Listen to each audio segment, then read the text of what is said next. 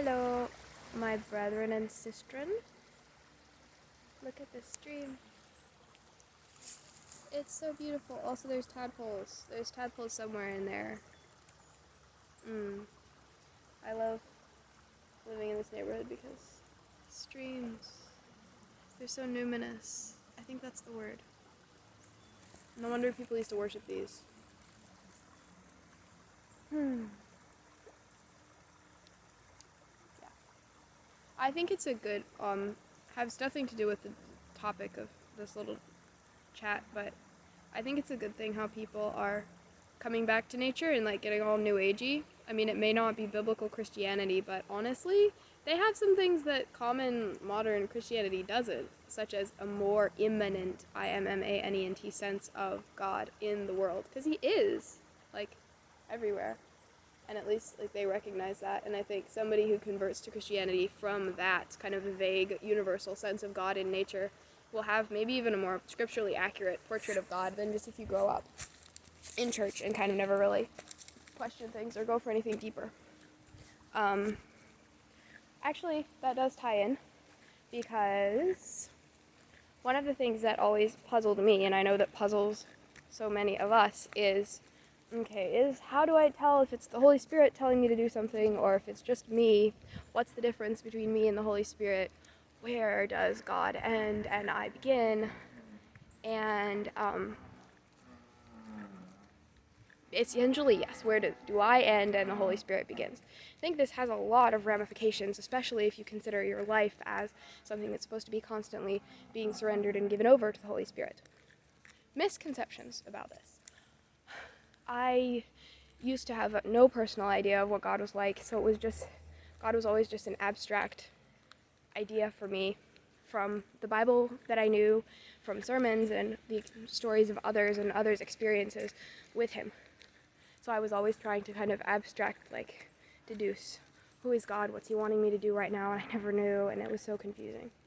And I think a lot of it came from a concept of the Holy Spirit as this entirely exterior, very vague, like, kind of force that generally what he was good for was, like, making your conscience and telling you to quit sinning, and also giving you flashes of insight when you were reading the Bible, and like completely taking over and empowering you to like remember verses and stuff when you're witnessing to someone. So a weird combination of like my emotions and like my conscience and also the Bible and like my thoughts, and it was just this mess. And also this therefore idea that kind of to be surrendered to the Holy Spirit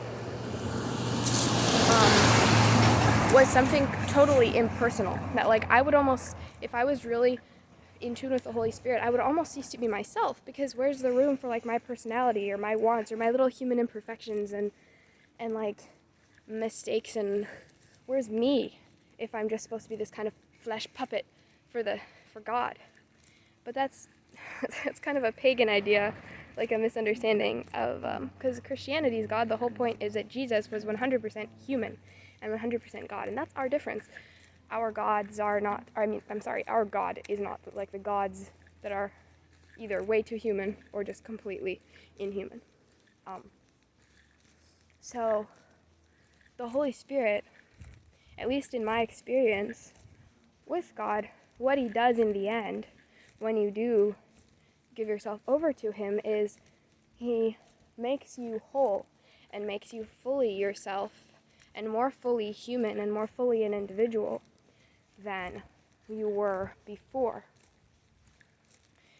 I was expecting, if I ever managed to get there, that it would almost be like I wasn't in conscious control of myself most of the time, and like that to just be constantly driven by these impulses from nowhere to just like go across the street and witness to someone or something like that. That's not at all been, in the end, what my experience has like settled into. There's a verse, I think in Romans, that God shall also quicken your mortal bodies by his Spirit that dwelleth in you. Also, he that is joined unto the Lord is one spirit. And also we are members of his body, Christ's of his flesh and of his bones. Which, if you think about it, that's pretty beautiful. Because that means like this finger, I am as much a part of Christ as like my finger here is a part of me. Side note, once I was feeling very hurt and like very sad, and I was kind of like whining at God, like why did you even do this if I am causing you the kind of hurt that like I'm feeling right now? Why did you even make me? Like it's not worth it. Why if I have hurt you, or if I'm just like gonna hurt you mostly? And what kind of came to my mind, or I guess you could say what he told me or whatever, was, again, using this analogy of my finger, which was hurt, is kind of like, that would be like your finger asking you, like, why do you not like cut me off? Why am I like part of your hand? I just got injured and like hurt you, so why even? That's not even a question. What kind of question is that? It's part of me, that's me, so it's my hurt, it's my job to figure out how to help it, and it did me good at that moment. But so there's an example of, I guess, something that I could say, God told me, but was it like a voice that was directly exterior to me? In that case, no. I have had times when I was very conscious of, like, whoa, okay, that's God. Like, I knew. And then I have had other times when kind of I'm just thinking, and, I think of a verse. A verse goes through my mind, or a truth that makes sense with what I know to be God goes through my mind. Or I kind of just make up something that, is the general sense that I get from God based on, like, who he is, and I kind of just, like, repeat that back to him in a kind of way. And is that me doing that and deducing what God is saying, or is that him saying it, or where kind of do we draw the line? I think it's kind of a silly question and not something you need to super obsess over. Because how it should be, how it can be, as a Christian, if you're one spirit with the Lord, then like your spirit in the like Hebrew kind of biblical sense being kind of that internal part of you that thinks and like wills and kind of is thinking. So if that part of you is one with that part of God, then you can't really ever say whether a thought came from you or him, which makes sense considering that he made us and he is in the end responsible for us and like kind of our free will. I think of it as kind of like nested within God's free will. And yes, we're completely free in the way that we're free, but like also he has the ultimate freedom and control, and we're free in like our seeking of him. I don't know. That would be another discussion. But so I think it's an irrelevant question. Did that come from me? Did that come from God? You kind of want to, and I think it's a beautiful place when you get to the point where, it's just like my thoughts and his thoughts are just kind of flowing together and it's all one thing. And yeah, God is in all his thoughts, to reverse the accusation in the Psalms. And this has to do with like my concept of prayer too, and my concept of the glory of God too, of just kind of being always conscious of God, because he's like everywhere, he's omnipresent. We believe this stuff. Why don't we like live it, So if he truly is omnipresent, if he truly is inside of you, then you're not. It's like the only way. One moment. Some people were there. This lady, I could smell like her perfume from like 2 feet away. I don't know how she gets it to stick. Every time I put Bath and Body Works or something, it's gone like that. Anyway, so the only way that God can really communicate with you is through your own mind. I mean, through your own little neurons in your brain. So technically, they're all your thoughts. Yeah. He's interfacing with your mind. He's interfacing with your emotions. So it's going to feel like you have a thought. And yeah. I think, though, that specifically the cases where we're deliberating is something like, well, obviously there's big life decisions, but then little things like, okay, I see that person over at that bus stop. Do I go over and give them a tract? This was always my worry. See my other video on witnessing and soul winning, how kind of God solved that for me, but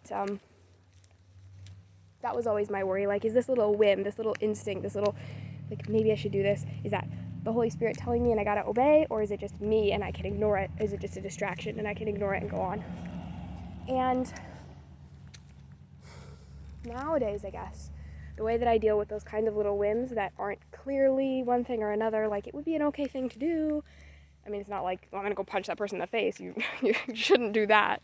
Obviously, we know that's not like from God, but just kind of a thing that, maybe I could do. I don't particularly want to do it. I don't particularly not want to do it. It's something that might be right. Those like suspicious little things is either I just go do it and test it out, because why not? Or I think that if you have a thought like that, whether it is from God or whether it is from you, whatever that means anyway, like, it's your choice to do it or not. And either way, it's going to be okay. You go over and have a nice little conversation. Maybe you go over and they reject you. They don't want to talk. They're distracted. Maybe you don't go over and you continue talking to your friend and building your relationship with them, or, texting somebody on your phone or whatever other meaningful thing you're doing, and God gets to that other person a different way. Like, it's fine. God knows, as long as like you're not consciously rebelling against him, and if you are in that place of like being constantly aware of him, then he knows he can get your attention. He can put that person in your path if he really wants to. He can give you like a thing that is from him, that a strong desire to go over, that you absolutely can't ignore. Like, I have had a couple of times where I know, okay, that's God. And it's almost like this is the one thing that I can do. It's a choice, but it's not really a choice. Like, I knew that was God. But if it's a little whim, like a little instinct, I think either way, it's fine. It's genuinely your choice. And if you don't do it, then it's not necessarily rebellion. Or another thing that I might do, if it's kind of getting into this little OCD kind of, and I do use that term literally because I'm pretty sure that now falls under the diagnosis of obsessive compulsive thoughts. I was pretty bad before. Anyway, it gets into this like compulsive thing, like you should go over, and it's, I really have something I'm doing, and I think it's a good thing for me to be doing, and I really like don't want to kind of thing.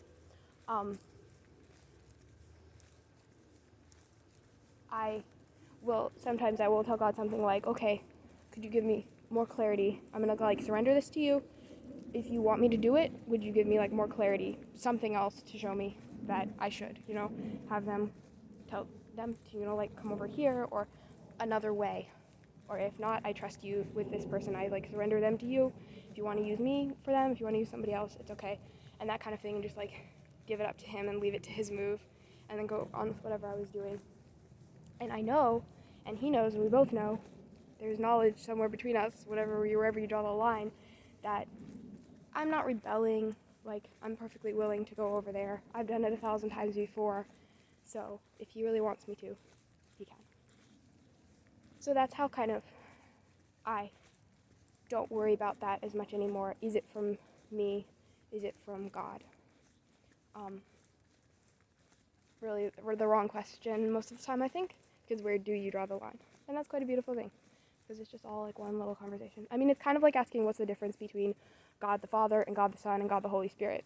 So confusing in the Bible. You try to start drawing lines and it's like, what? Because it really goes beyond our terms. And Jesus in John 17 prayed that we, Christians, would be just as one with him as he is, like with his Father, that they also may be one in us. So it's that kind of melting like thing that's supposed to be going on. So really to try to draw distinctions, it's confusing and stressful.